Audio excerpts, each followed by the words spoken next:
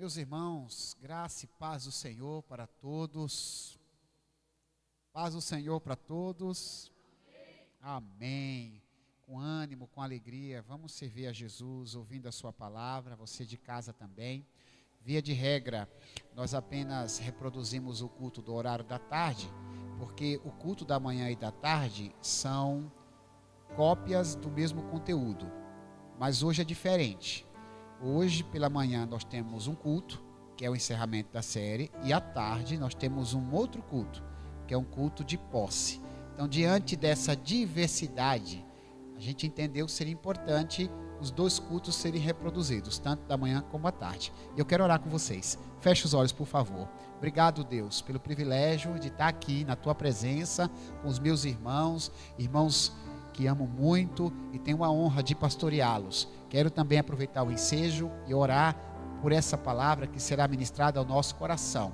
Tem gente em casa que precisa ouvir a tua voz. Tem gente no ambiente presencial que precisa também ouvir a mesma voz. Usa-me em tuas mãos, que essas palavras musicais possam ter enchido o nosso coração e essa palavra reflexiva nos faça crescer em graça e estatura diante de Deus e dos homens. Assim nós oramos e já te agradecemos, pois oramos na autoridade do Filho de Deus. Amém, amém e amém. Por favor, meu irmão e minha irmã, se assentem, por gentileza. Quero convidar vocês a acompanhar a leitura bíblica, que será lida no livro de Apocalipse, capítulo 21. Apocalipse, capítulo 21, versículos 1 até o 5, encerrando essa série de mensagens sobre a volta de Jesus, intitulada Ele Virá. E hoje, de maneira temática, específica, estaremos ouvindo o tema Seja Feliz para Sempre. Olha o que diz a palavra de Deus. E vi novo céu e nova terra, pois o primeiro céu e a primeira terra passaram, e o mar já não existe. Vi também a cidade santa, a nova Jerusalém, que descia do céu da parte de Deus, preparada como uma noiva enfeitada para o seu noivo. Então ouvi uma voz forte que vinha do trono e dizia: Eis o tabernáculo de Deus com os seres humanos. Deus habitará com eles. Eles serão povos de Deus, e Deus mesmo estará com eles e será o Deus deles. E lhes enxugará dos olhos toda lágrima, e já não existirá mais morte, já não haverá luto, nem pranto, nem dor, porque as primeiras coisas passaram. E aquele que estava sentado no trono disse: Eis que faço nova todas as coisas. E acrescentou: Escreva, porque estas palavras são fiéis e verdadeiras. Nesta terra, ninguém, absolutamente ninguém, é feliz plenamente. A felicidade neste mundo surge e desaparece de acordo com as circunstâncias. Quando estamos saudáveis, nos alegramos. Quando adoecemos, ficamos tristes. Se temos dinheiro, o sorriso aparece. Se falta o dinheiro, o abatimento nos domina. Isso acontece com todos os indivíduos, sejam crentes ou incrédulos. Ninguém é feliz na plenitude nesta vida. Por isso, é correto afirmar: nada deste mundo é capaz de tornar alguém totalmente feliz. Isto não quer dizer que a felicidade não exista. Ela não somente existe, mas também está no alcance de quem crê no Filho de Deus. Porém, é preciso compreender, inclusive aqueles que se predispõe a crer no Filho de Deus, que a felicidade permanente se dará somente após a volta de Jesus a este mundo. Nesta terra, o máximo que alcançaremos é uma felicidade parcial. Nessa terra, ninguém é feliz completamente. Por isso falamos tanto sobre a volta de Jesus. Porque se fôssemos completos nesta vida, não teria sentido aguardarmos Jesus para criar um novo céu e uma nova terra. Se o velho céu e a velha terra nos bastam, por que então desejaríamos um novo céu e uma nova terra? Jesus voltará a este mundo para promover a felicidade plena e eterna. Por isso o tema da mensagem de hoje nos diz: seja feliz para sempre. Jesus quer que você seja feliz por toda a eternidade. O livro de Apocalipse, mais precisamente no capítulo 21, faz uma abordagem sobre esse tema, sobre a felicidade eterna, sobre a felicidade perene. Vale a pena a gente conferir, pelo menos desses primeiros 5 versículos que eu li com vocês, sobre este tão importante assunto, sobre este assunto que podemos denominá-lo como precioso, como caro para a gente. E a primeira verdade espiritual que essa passagem nos apresenta é a seguinte: a felicidade eterna será garantida pela companhia permanente de Jesus. O livro de Apocalipse é a revelação do final dos tempos. Ao invés de ler o que os astros afirmam, ou aquilo que os feiticeiros determinam, se desejamos ter uma previsão do futuro, devemos olhar para o livro de Apocalipse. Porque apesar da volta de Jesus não ter data e horário marcados, ao menos para nós, este livro nos dá alguns sinais de quando a volta de Jesus estiver mais próxima.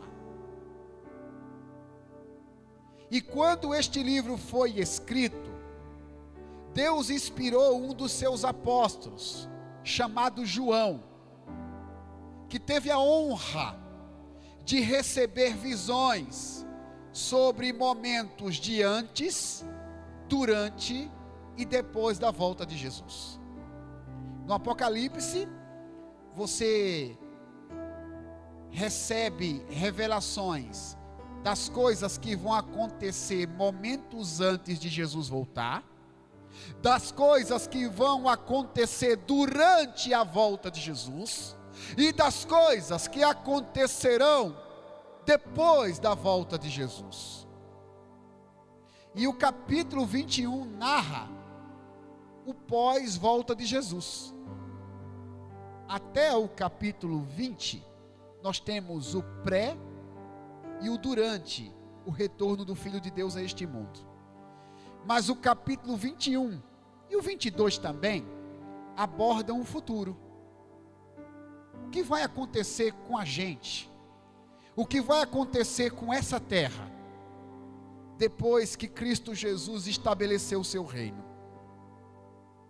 O capítulo 21 de Apocalipse diz, inclusive, que àquela altura, Satanás, o pecado e os incrédulos terão sido destruídos por ocasião do juízo final. No capítulo 21, a figura de Satanás não mais existe. No capítulo 21, o pecado não mais existe. No capítulo 21, talvez essa parte seja mais dolorosa, os incrédulos também não existem. Porque neste ponto da história, o planeta Terra terá sido purificado de toda a maldade, tudo aquilo que representa o mal. E segundo esse mesmo capítulo, os que creram em Jesus poderão, enfim, desfrutarem da felicidade eterna. O texto chama os crentes, os salvos, de cidade santa, Nova Jerusalém e noiva.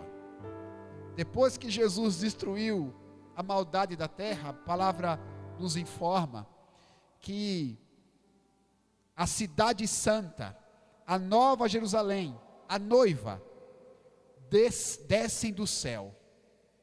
Quando eu era criança, e quando me falavam esse texto, eu imaginava que quando a Bíblia fala de cidade santa, eu imaginava que era um monte de casa e prédio descendo do céu. Era assim que eu imaginava. Bom, Deus vai fazer descer um jardim do céu, edifícios, casas, porque é uma nova cidade.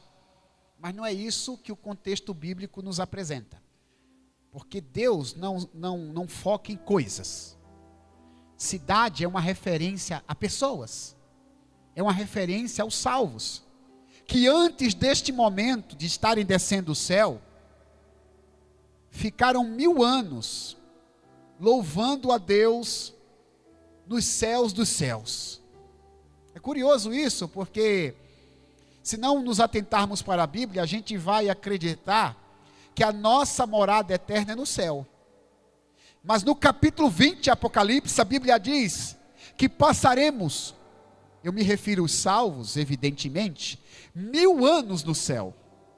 É uma espécie de diplomação. Sabe aquela formatura, você universitário, que passou um bom tempo estudando para poder se formar? O Edu está balançando a cabeça aqui, é recente, né, Edu? E você vai para aquela festa de formatura, aquele festão, tudo de bom, e você lembra o quanto foi doloroso, e agora enfim você está sendo coroado. Os 1000 anos no céu é mais ou menos isso, é uma coroação. A Bíblia diz que nos céus nós veremos coisas extraordinárias, é um verdadeiro espetáculo, os anjos louvando, é uma festa, 1000 anos, é uma festa que parece que não vai terminar. E depois desses 1000 anos, aí vem o capítulo 21. João, ele tem essa visão futura. Ele vê a cidade santa, a Nova Jerusalém, a noiva. 3 figuras que significam a mesma coisa. O povo de Deus, os salvos, que viveram 1000 anos no céu, descendo das alturas, juntamente com Jesus, para enfim estabelecer morada eterna aqui neste mundo. Deus não vai destruir completamente este mundo. Este mundo vai ser reformado. Ele será semelhante ao período antes do pecado. E é dessa forma que a Bíblia diz que Deus enxerga os salvos. Porque os salvos vão descer como cidade santa, como Nova Jerusalém, como noiva. 3 símbolos no Apocalipse que tem a ver com a perfeição.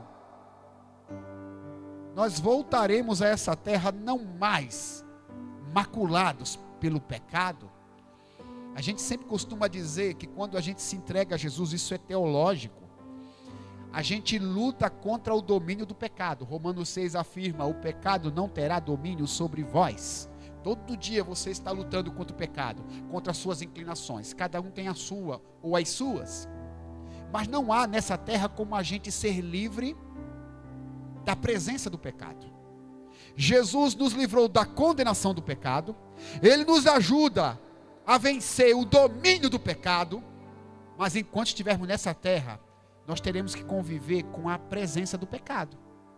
Eu e você sempre seremos tentados. E como eu disse agora há pouco, de acordo com a nossa formação, nós temos algumas inclinações. Eu sei quais são as minhas inclinações. Talvez as inclinações da irmã Rosemary não sejam as minhas. As inclinações da Miriam não sejam as minhas. Do Fabiano não sejam as minhas. Mas eu tenho as minhas que talvez não são as suas. E eu tenho que aprender a conviver com elas, as vencendo diariamente. Mas quando os salvos descerem dos céus, ninguém terá qualquer tipo de inclinação para o pecado. Não seremos mais tentados, porque quem nos tenta é Satanás. Ele não mais existirá. Nós, enfim, desfrutaremos de uma vida terrena perfeita, sem qualquer propensão ao erro. Que coisa tremenda! É por isso que o João diz: eu vi a cidade santa, a nova Jerusalém, que descia do céu, como uma noiva ataviada para o seu noivo. A palavra atavio na Bíblia significa uma noiva maquiada e com joias, uma noiva bonita, uma noiva descendo do céu toda bonita. Efésios 5 diz que Cristo Jesus morreu pela igreja, a fim de lavá-la pela lavagem da palavra, a fim de que ela fosse pura, imaculada, sem defeito. Enfim, nós seremos sem defeitos. Que coisa incrível! Irmãos, fala sério, conviver com os defeitos humanos é uma coisa trágica. Conviver com fofoca é terrível. Conviver com contenda é terrível. Conviver com ódio, com mágoa é terrível. E eu não estou falando dos outros, eu estou falando de nós, porque nós somos assim. Conviver com os pecadores é terrível. E os pecadores conviverem conosco, para eles também é difícil. Ou você acha que você é fácil para os pecadores? Tanto é que quando Jesus criou esse negócio chamado igreja, que os meninos cantaram aqui, que é uma igreja que foi criada por Jesus, né? Que ela vai vencendo o mal. Jesus ensinou princípios relacionais. Pode ver em Mateus 16, quando ele cria a igreja. Aí tu vai para o capítulo 18, que o contexto ainda é a igreja. Jesus está falando sobre a convivência na igreja. A importância de perdoar, de compreender, de resolver conflitos. Porque, meu irmão, conviver com outras pessoas, como alguém diz para mim, é punk, é difícil, é brabo. Mas quando descermos do céu, imaculados, aí, meu irmão, aí você nunca mais vai conviver com os seus defeitos e com os defeitos de ninguém. Eu fico imaginando, sabe, irmão, porque aqui na terra, a gente é pecador e às vezes a gente é melindroso. Tem coisa que eu quero falar para o Mateus, mas assim, puxa, se eu falar, o Mateus pode não me entender, porque eu posso falar errado, e pelo meu jeito pecador eu posso ofendê-lo. E o Mateus, pelo jeito pecador dele, ele pode entender errado. Eu imagino assim, Mateus, na nova terra eu vou dizer: Mateus, agora que a gente aqui está perfeito, eu vou te contar uma coisa, que na terra eu não tive coragem de contar para você. Aí o Mateus diz: pastor, nem liga, porque eu vou contar uma coisa para você também. Ninguém vai ficar magoado com ninguém. Que coisa incrível, porque a gente vai saber falar perfeitamente sem magoar ninguém. A gente não vai se magoar. Meu irmão, é cidade santa, é Nova Jerusalém, é a noiva imaculada. Outro detalhe interessante, está registrado no texto, sobretudo no versículo 3. O Vitor vai postar, Apocalipse 21, versículo 3. Olha o que diz aí, palavras de João. Então eu ouvi uma voz forte que vinha do trono. Quem é que está no trono? O próprio Deus. Olha o que diz a palavra: eis o tabernáculo de Deus com os seres humanos. Deus habitará com eles. Eles serão povos de Deus, e Deus mesmo estará com eles e será o Deus deles. Segundo esse texto, não haverá necessidade de um lugar religioso para buscar a Deus. A gente precisa hoje fazer um ajuntamento no lugar para poder encontrar uns aos outros, a fim de que Deus se revele, porque a Bíblia diz que Jesus se revela no meio da igreja quando tem 2 ou 3. É um sinal de coletividade. Nós temos nosso contato individual com Deus, é verdade, temos que cultivá-lo, mas para ser igreja tem que ser coletivo. Então a gente constrói um prédio que a gente chama de casa de Deus, e não há pecado nisso, para poder reunir o povo. Aqui é um lugar religioso e não há problema nisso. É uma espécie de tabernáculo, vamos assim dizer. Mas o texto diz, olha, o tabernáculo de Deus estará entre os homens. O próprio Deus estará entre os homens. Você não precisará mais fechar os olhos para conversar com Deus. Você poderá olhar nos olhos de Deus. Você não vai precisar falar em línguas. 1 Coríntios 13 diz que as línguas passarão. Nunca mais você vai precisar orar em línguas. Por que orar em línguas? Porque a Bíblia diz que quando oramos em línguas só Deus entende. Todo mundo vai entender, todo mundo. A gente vai ter contato natural com Deus. O veremos face a face. Será uma experiência indizível. O apóstolo Paulo, principal escritor do Novo Testamento, ele comentou em uma das suas cartas que Deus lhe deu algumas experiências extraordinárias. Ele disse o seguinte, que conhecia um homem, segundo os teólogos era ele mesmo, que havia subido ao terceiro céu, uma expressão se referindo à morada de Deus. Isso em vida. Eu conheço um homem que há 14 anos subiu ao terceiro céu e viu coisas indizíveis. Paulo viu coisas que a gente vai ver que nessa natureza que nós temos, ele não conseguiu explicar. Já aconteceu de você estar explicando alguma coisa para alguém e não conseguir traduzir em palavras? Paulo escreveu muita coisa aqui que Deus deu para ele escrever, mas tem coisa que ele não conseguiu escrever. Tem Bíblia que usa a expressão inefável, expressão estranha, mas foi de Paulo. Indizível, inexplicável. O que você vai viver na nova terra vai ser algo inefável, indizível, inexplicável, extraordinário. Meu irmão, e a Bíblia diz que a gente vai conviver com Deus a todo momento. Fala sério. Quantas vezes você é obrigado a frequentar ambientes tóxicos que provocam peso na sua alma? Você é obrigado, às vezes. Às vezes a sua casa pode ser um ambiente tóxico. Às vezes o seu ambiente de trabalho é tóxico. Sua faculdade é tóxica, sua vizinhança é tóxica. Mas a Bíblia diz que Deus, na nova terra, estará presente. Exatamente para tirar toda a toxina relacional que possa haver entre os homens. A presença de Deus vai garantir leveza em todos os lugares. Nunca mais vai ter lugar tóxico, nunca mais. Não tem lugar que a gente anda assim, puxa vida, aqui tem uma leveza. As pessoas tornam o lugar leve. É verdade, é verdade. Escutei um pastor falando, pastor José Gonçalves, que algumas plantas reagem ao ambiente relacional. Ele é um pastor especialista em família, e quando ele chega nas casas, ele olha sempre para as plantas. E uma vez ele chegou numa casa, o casal estava em crise, e ele disse assim para o casal: olha, o ambiente aqui é leve, eu estou vendo que as plantas são viçosas. E uma das pessoas do casal disse o seguinte: pastor, todas as plantas aqui são artificiais. Não se iluda. A coisa aqui é terrível, a coisa aqui é tóxica. Meu irmão e minha irmã, na nova terra, tudo vai ser lindo e maravilhoso. A Bíblia diz, inclusive, Patrícia, que o leão e o cordeiro poderão conviver. Que coisa diferente, né? Leão e cordeiro poderem conviver no mesmo recinto. Deus fará nova todas as coisas. A companhia de Jesus vai garantir a perfeição, porque nada poderá nos abalar. Essa é a dica dessa parte aqui da mensagem. Permaneçamos firmes na presença de Jesus, porque dessa forma poderemos contar com sua presença na eternidade.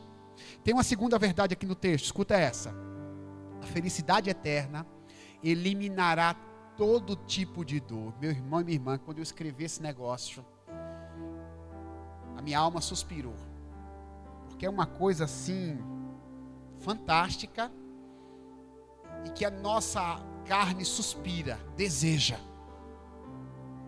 Quantos de nós somos incomodados com as dores físicas e emocionais? O versículo 4, vou lê-lo novamente.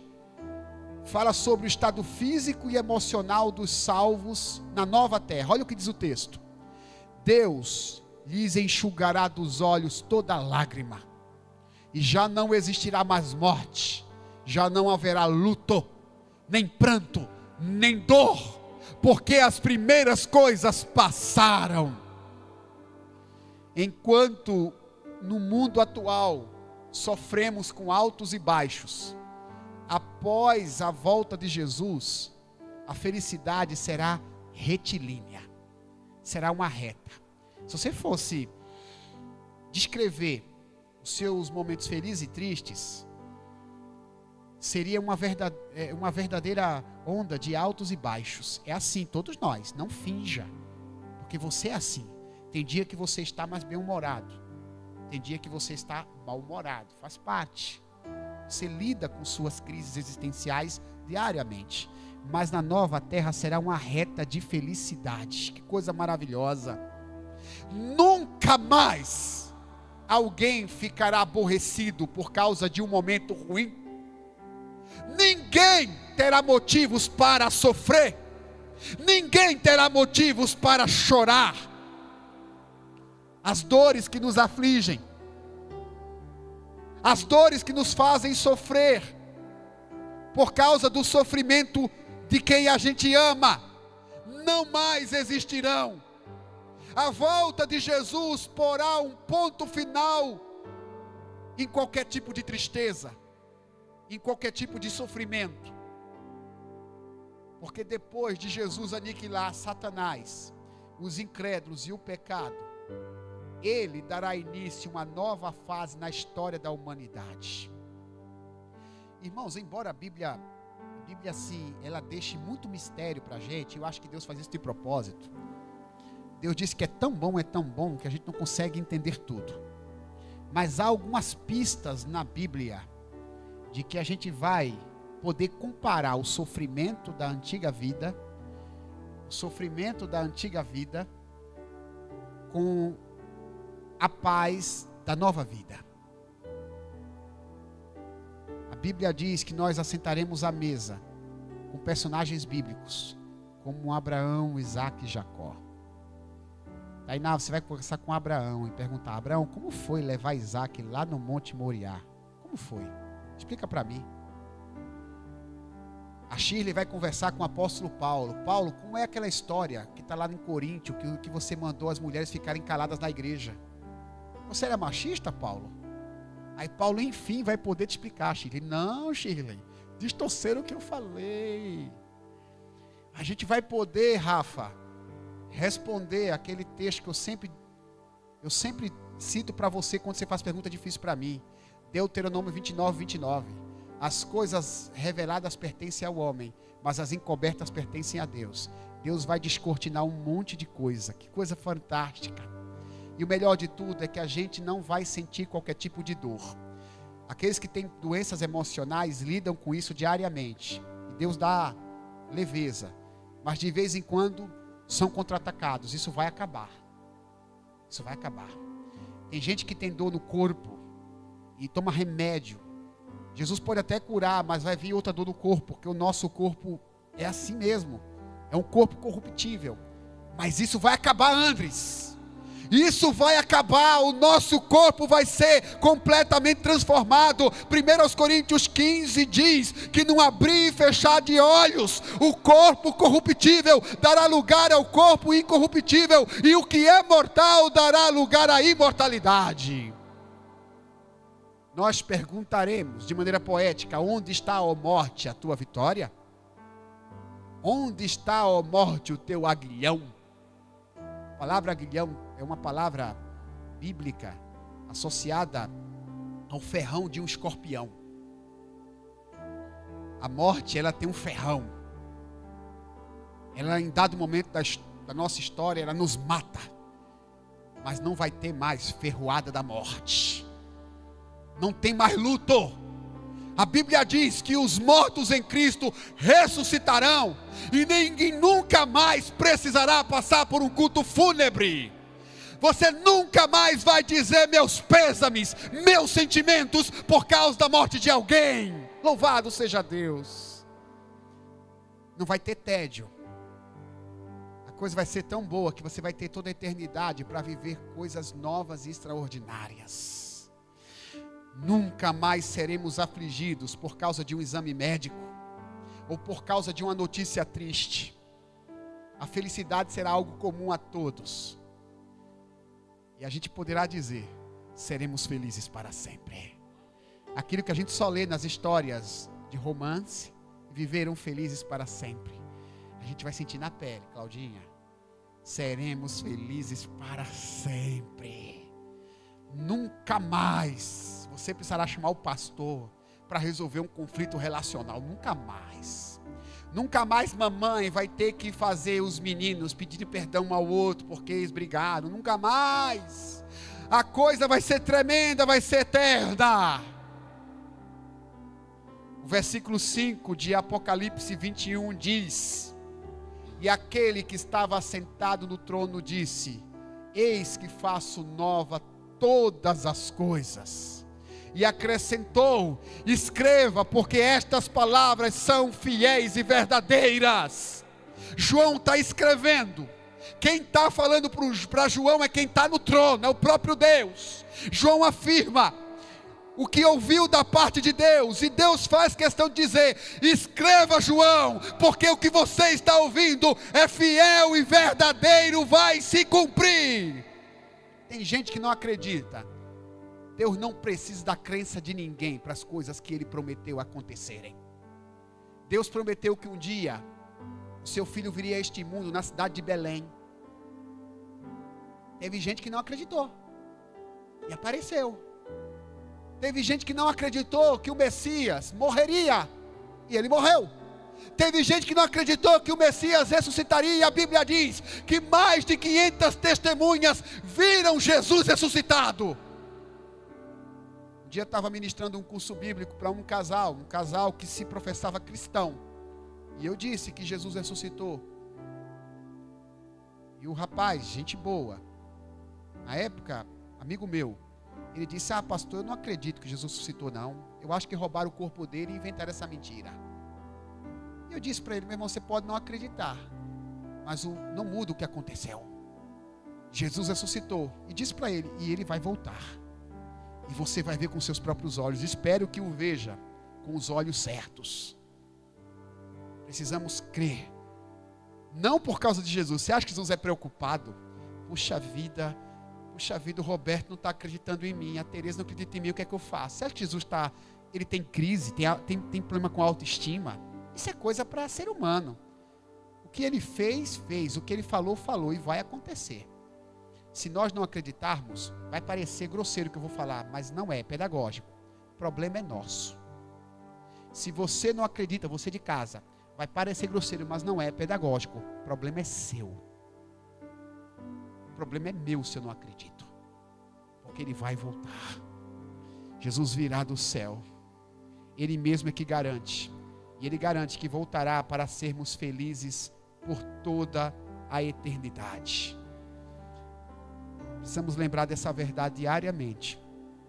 Tudo que está acontecendo à nossa volta, fenômenos da natureza, rumores de guerra, multiplicação de enfermidades, deterioração dos valores, tudo isso são sinais que apontam para a volta de Jesus. Não podemos perder tempo. A gente tem que viver nessa terra, mas entendendo que a gente está aqui de passagem, aqui não é nossa prioridade. A gente perde tempo nessa terra, como se nós fôssemos viver aqui por toda a eternidade. Tem gente que passa toda a vida construindo casas, querendo aumentar as suas posses. Tem gente que passa toda a vida querendo aumentar a quantidade dos seus diplomas acadêmicos. Não há nenhum problema em você ter posse, diplomas acadêmicos, mas não é a prioridade, porque você sabe que um dia Jesus vai voltar, e Ele deseja que você priorize o seu reino, a sua justiça, as demais coisas que serão acrescentadas, e você guardará no bom tesouro do céu a sua vida eterna. Uma das palavras apocalípticas é a seguinte: guarda o que tem, para que ninguém tome a tua coroa. Guarda o que tem, meu irmão e minha irmã. Jesus está às portas, Jesus está voltando. Vamos ficar em pé, meu